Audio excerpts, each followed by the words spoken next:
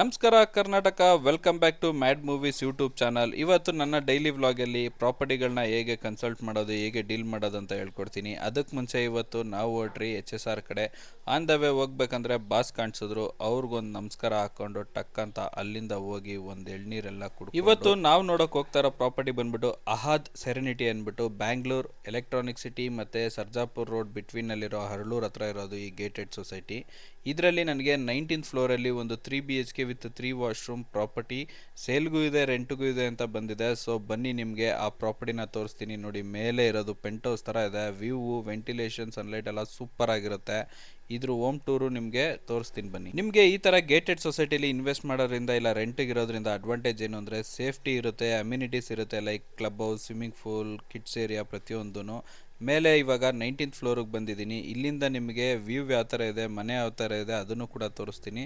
So ಇದು ನಾನು ಹೇಳ್ದಾಗೆ ಈ ಪ್ರಾಪರ್ಟಿ ಇರೋದು 19th ಫ್ಲೋರಲ್ಲಿ. ಬನ್ನಿ ಇವಾಗ ಬಾಲ್ಕನಿಗೆ ಹೋಗಿ ನಿಮಗೆ ವ್ಯೂ ತೋರಿಸ್ತೀನಿ. ನಿಮಗೆ ಇಲ್ಲಿಂದ ಆಲ್ಮೋಸ್ಟ್ ಅರ್ಧ ಬೆಂಗಳೂರು ವ್ಯೂವೇ ಕಾಣಿಸುತ್ತೆ, ಅಷ್ಟು ವ್ಯೂ ಇದೆ. ಮತ್ತು ಸನ್ಲೈಟ್, ವೆಂಟಿಲೇಷನ್ ಅಂತೂ ಮಾತಾಡಂಗೆ ಇಲ್ಲ, ಗಾಳಿ ಅಂತೂ. ಈ ಥರ ಪ್ರಾಪರ್ಟಿ ಏನಾದರೂ ನೀವು ಪರ್ಚೇಸ್ ಮಾಡಬೇಕು ಇಲ್ಲಾಂದರೆ ರೆಂಟಿಗೆ ತೊಗೊಂಡು ಇಲ್ಲಿ ಸ್ಟೇ ಮಾಡಬೇಕು ಅಂದರೆ ಬುಕ್ ಮೈ ಹೋಮ್ಸ್ನ ಕಾಂಟ್ಯಾಕ್ಟ್ ಮಾಡಿ. ಇದ್ರ ಪೂರ್ತಿ ಡೀಟೇಲ್ಸ್ನ ನಾನು ನಿಮಗೆ ಕಳಿಸ್ಕೊಡ್ತೀನಿ. ಈ ಪ್ರಾಪರ್ಟಿ ರೆಂಟ್ ಕೂಡ ಅವೈಲೇಬಲ್ ಇದೆ. 3 BHK ವಿತ್ 3 ವಾಶ್ರೂಮ್, 60,000 ರೆಂಟ್ ಇದೆ, ಡೆಪಾಸಿಟ್ 2 lakh ಇದೆ. ಇದ್ರದ್ದು ಫುಲ್ ಡೀಟೇಲ್ಸ್ ಬೇಕು ಅಂದರೆ ನನಗೆ ಕಾಲ್ ಮಾಡಿ.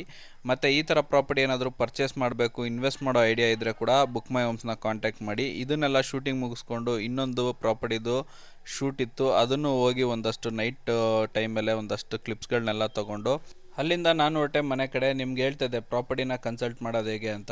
ಯಾವತ್ತೇ ಆಗಲಿ ಯಾವುದೇ ಒಂದು ಪ್ರಾಪರ್ಟಿ ಬಗ್ಗೆ ನೀವು ಡೀಲ್ ಮಾಡೋಕೆ ಹೋಗೋಕ್ಕೆ ಮುಂಚೆ ಆ ಪ್ರಾಪರ್ಟಿದು ಇನ್ಫಾರ್ಮೇಷನ್ ತಿಳ್ಕೊಂಡಿರಬೇಕು. ಅಂದರೆ ಆ ಮಾರ್ಕೆಟ್ ವ್ಯಾಲ್ಯೂ ಏನಿದೆ, SR ವ್ಯಾಲ್ಯೂ ಏನಿದೆ, ಅದನ್ನು ಬಿಟ್ಟು ನೀವು ಏನು ಪ್ರೈಸು ಕೋಟ್ ಮಾಡ್ಬೋದು, ಇಲ್ಲ ಸೇಲ್ ಮಾಡ್ತಾಯಿದ್ರೆ ಓನರ್ಗೆ ಬೆನಿಫಿಟ್ ಏನು ಕೊಡಿಸ್ಬೋದು, ಇಲ್ಲ ಪರ್ಚೇಸ್ ಮಾಡ್ತಾಯಿದ್ರೆ ಪರ್ಚೇಸ್ ಮಾಡೋರಿಗೆ ಏನು ಬೆನಿಫಿಟ್ ಕೊಡ್ಬೋದು, ಇದನ್ನೆಲ್ಲ ನಾನು ನೆಕ್ಸ್ಟ್ ವೀಡಿಯೋದಲ್ಲಿ ಎಕ್ಸ್ಪ್ಲೇನ್ ಮಾಡ್ತೀನಿ. ಅಲ್ಲಿಂದ ನಾನು ಹೊರಟೆ ಮನೆ ಕಡೆ. ಏನಪ್ಪ ಸ್ಪೆಷಲ್ಲು ಅಂದರೆ ನನಗೆ ಸ್ವಲ್ಪ ಕೋಡಿಂಗ್ ವರ್ಕ್ ಪೆಂಡಿಂಗ್ ಇತ್ತು ನನ್ನ ಕಂಪ್ನಿ ಆ್ಯಪ್ ರೆಡಿ ಮಾಡೋದಕ್ಕೆ. ಸೊ ಅದನ್ನೆಲ್ಲ ಮುಗಿಸ್ಕೊಂಡು ಮನೇಲಿ ಡಿನ್ನರ್ ಮಾಡಿದ್ರು, ಒಂದೊಳ್ಳೆ ಪ್ರೋಟೀನ್ ಫುಡ್ನ ತಿನ್ಕೊಂಡು ಒಂದು ಸ್ವಲ್ಪ ರೆಸ್ಟ್ ಮಾಡಿ ಮತ್ತೆ ನೈಟ್ ಕೋಡಿಂಗ್ ಮಾಡೋಕ್ಕೆ ಕೂತ್ಕೊಂಡೆ. ಏನಪ್ಪ ಸ್ಪೆಷಲ್ಲು ಅಂದರೆ ಯಾವಾಗೂ ನೈಟ್ ಟೈಮೇ ಎಲ್ಲ ಕೋಡಿಂಗ್ ಮಾಡೋಕ್ಕೆ ಇಲ್ಲ ವರ್ಕ್ ಮಾಡೋಕ್ಕೆ ಮಾಡ್ತಾರೆ. ಅಂದರೆ ನೈಟ್ ಟೈಮು ಕಾಲ್ಸ್ದು ಯಾವುದು ಟೆನ್ಷನ್ ಇರೋಲ್ಲ ಮತ್ತು ಈಸಿ ಟು ವರ್ಕ್, ಕಾನ್ಸಂಟ್ರೇಟ್ ಮಾಡೋಕ್ಕೆ ಈಸಿ ಆಗುತ್ತೆ ಅಂತ ಆಲ್ಮೋಸ್ಟ್ ಟೆಕ್ಕಿಗಳೆಲ್ಲ ನೈಟೇ ವರ್ಕ್ ಮಾಡೋದು ಜಾಸ್ತಿ.